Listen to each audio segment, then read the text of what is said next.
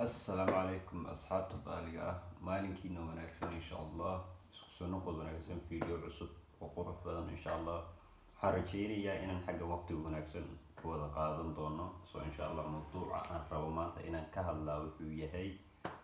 وحويان ومالك يمرقة إن أرد السيدي ده هدي أد ما قرنت هاي هدي أد مرق هيسيد وقت هيسيد مسكحنا أد هيسيد maalku isaga iska imanaya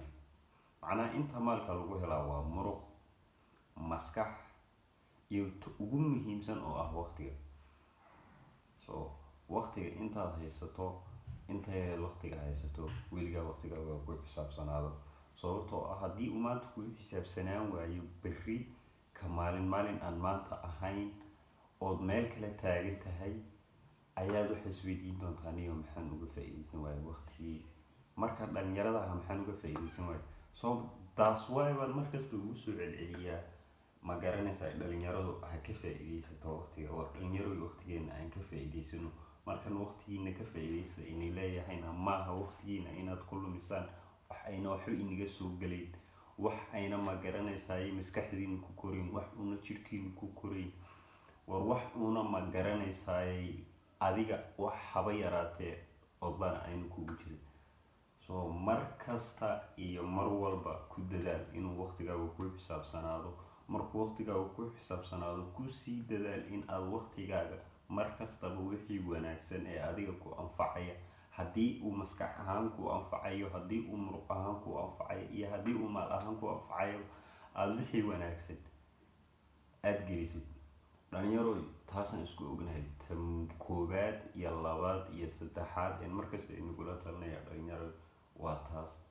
oo fahamtay sooma markasta waxaan jecel lahay dhalinyaro ma garanaysaa isku filan oo heer gaadhaysa oo horumar gaadhaysa oo ma garanaysaa qof kale aan dulsaar ku ahayn qofna aan waxba uga baahnayn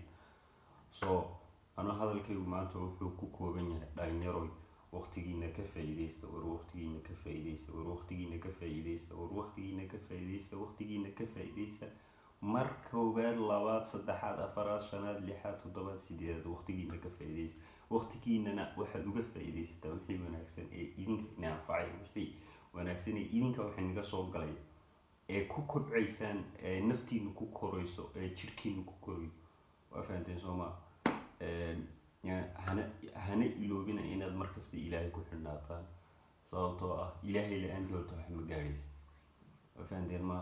أصحاب تقاليد إن شاء الله كفايديس وناكسن فيديوغن